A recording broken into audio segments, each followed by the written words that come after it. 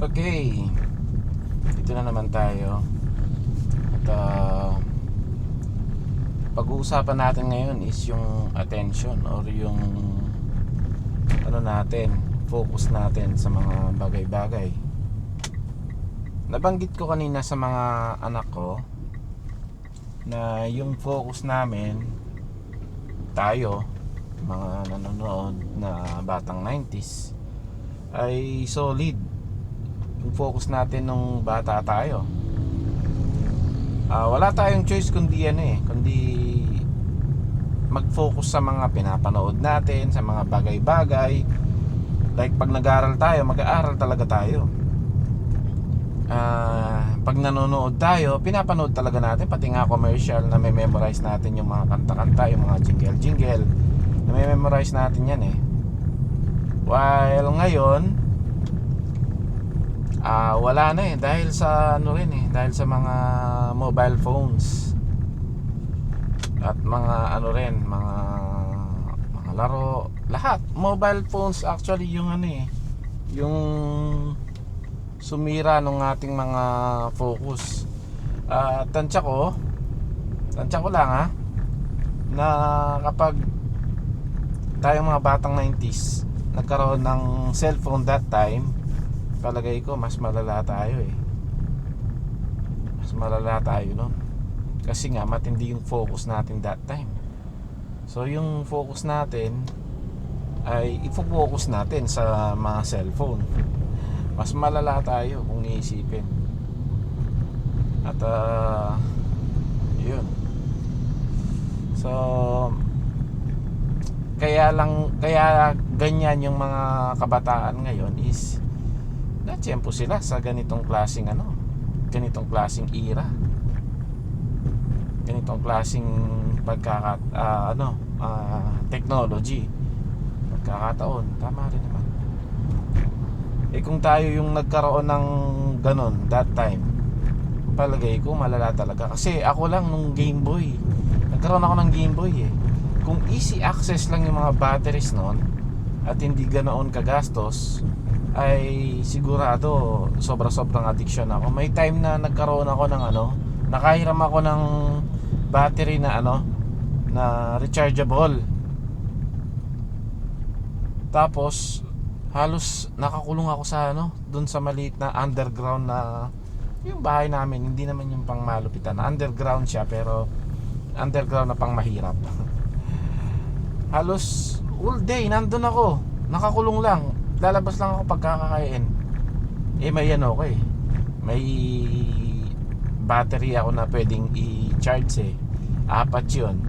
Naka-charge yung dalawa, tapos ginagamit ko yung dalawa. Parang gano'n, basta dalawang set. Pagka gamit ko dun sa isa at nalobat, meron akong pamalit. Hindi ko alam kasi kung 4 bang battery, pero parang 2 lang eh. Nahiram ko yun sa best friend ko. Pinahiram niya ako pati yung charger. Ginagamit nila yun sa Walkman nila. Ayun. Medyo naging rin ako, addict eh. Paano pa kung may cellphone that time? Anyway, para maging addict ka nun that time, kahit may cellphone, kailangan mag-access din yung mga apps, mga technology. Paano kung wala namang YouTube that time, no? Walang internet, walang wifi. Siguro mga offline, syempre madidevelop din yan, sunod-sunod yan eh. Madidevelop din yung mga kahit nung nagkaroon naman din ng cellphone na like yung 3310, di ba? May mga laro doon na kinaadikan din natin, like yung Snake, Space Impact. Na focus din tayo doon. Nag-ibang way pala ako kasi magpapagas ako. Okay, so withdraw muna syempre para may pampagas.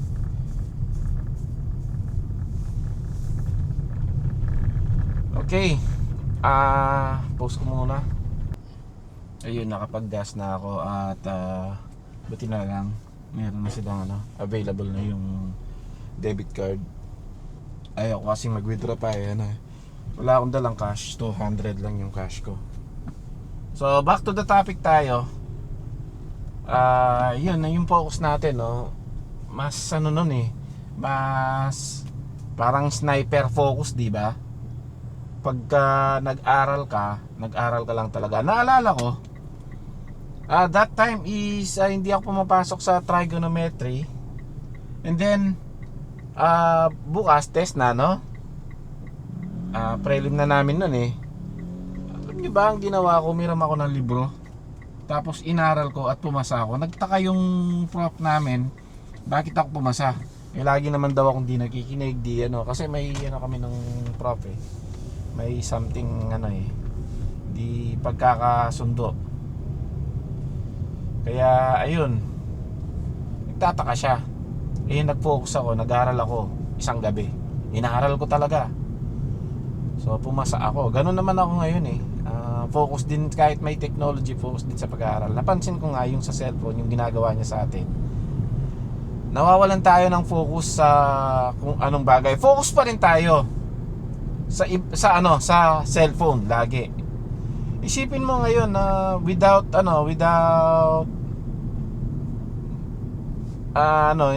looking, ang hirap gawin sa cellphone, no? Without ignoring our phones. Every minutes chine-check natin kung may something ba na dapat i-check. May may bagong messages ba. Minsan kahit wala, nakakasanayan natin. Parang parang naging automatic. Parang nagiging mannerism na natin. At nakakatakot yun, delikado. One day, what if one day, no? One day, lahat mai-apply natin yun sa buhay natin. Dahil sa nagiging nagiging ugali natin yung laging pag-check sa cellphone. At yung kulang tayo sa focus. Nawawalan tayo ng focus sa paligid natin eh. Lagi tayong nakafocus sa cellphone. Wala na tayong focus, nakasanayan na natin yung ganon. Sample na lang, pag nanonood tayo, hindi natin gusto ngayon, swipe, di ba? So ako, natutuwa ako kung nandito pa rin kayo hanggang ngayon. Usually, pagka umabot na ng ilang segundo, minuto, pagka may hindi na gusto sa pinapanood, swipe na, tapos iba yung natin na anong tawag doon, yung may tawag doon, yung span ng ating attention ay sobrang baba na dahil sa mga available options, no? Sample nito, alam nyo ba nung cassette tapes at nagkaroon ng MP3 na nada-download ay parang nawalan ako ng gana. Parang may sa akin deep inside, at saka nagkaroon ng CD, no? Parang hindi ako maka-move on. Gusto ko pa rin kasi yung cassette tape. Mas mas parang feel ko wala kang choice kundi pakinggan mo lahat eh. Nung nagkaroon ng MP3, pwede mo nang i-skip. Yung sa CD, pwede mo nang i-skip. Nawala eh. Kasi dati nawala yung parang nawala ng spirit yung music para sa akin. Temporary lang naman dahil di ko matanggap. Ngayon, no, may Spotify na. Talagang andaling i-skip yung mga bagay-bagay kasi marami kang options. Dati, sobrang pangarap ko na magkaroon ng maraming bala ng Game Boy Advance. Sobrang pangarap ko na magkaroon ng bala ng Game Boy talaga. Tapos, nagkaroon ng time na pwede mong i-download lahat sa PC mo. May nagkaroon ako ng PC noon na binigyan ako ng pastor namin ng PC. Tapos, from PC, nagda-download ako gamit yung floppy disk. Nada-download ko lahat ng gusto ko. Kaya lang syempre limited lang yun, no? Kahit mag-internet ako, ilan lang yung mada-download ko. Tapos i-extract ko pagdating sa bahay. O naka-zip na yun, pwede mong i-play sa mga emulator. Grabe, parang nakakawala ng gana. Yung pagka-easy access na lahat, parang nawawalan ng value. Parang ganon yung pakiramdam ko, ha. Nagkaroon ng dati yung mga movies, talagang pag pinanood mo, ayaw mo nang skip yan eh. Ngayon mapapanood mo sa Netflix, sa mga Disney, Prime, lahat easy access, lahat madali. yung dating sobrang hirap noon, ngayon ay sobrang dali. Ngayon pa, yung AI pa na nade-develop ngayon, no? What more pa yan? Ano pa yung gagawin niya sa ating mundo? Di ako against, no? Minsan kasi ano lang, temporarily, na ano ko, yung parang nawawalan ng gana sa mga bagay-bagay, tapos biglang balik. Kaya ngayon, natuto na akong i-adapt ko talaga eh. Kailangan i-adapt yung AI na yan, lalo na yung AI ngayon. Dati, talagang yung mga banda-banda, papakinggan mo, pupunta ka pa ng ibang lugar para lang bumili ng cassette tapes. Ngayon, ikaw mismo makakagawa ka ng music na kasing tunog nila eh. In an instant. No, nung nagbabanda kami, kailangan mo pang kailangan mo pa talagang mag-studio, tapos sobrang hirap para magkaroon ka ng sariling record. Ngayon, ang dali. Sobrang dali. At malapit na ako mga tol, no? Yan, no? Nawawalan tayo ng focus sa mga bagay-bagay. Dahil sa availability ng mga lahat ng halos na alam nating technology. Kaya naman maging mag-adapt tayo sa mga nangyayari, kasi kung hindi ka mag-a-adapt, walang mangyayari sa'yo. Mapag-iiwanan ka. Okay? So I think hanggang dito na lang dahil malapit na ako at naghahanap pa ako ng parking. And palaubat na rin tong ating Osmo Pocket. Thank you and God bless mga tol. See you sa susunod nating video.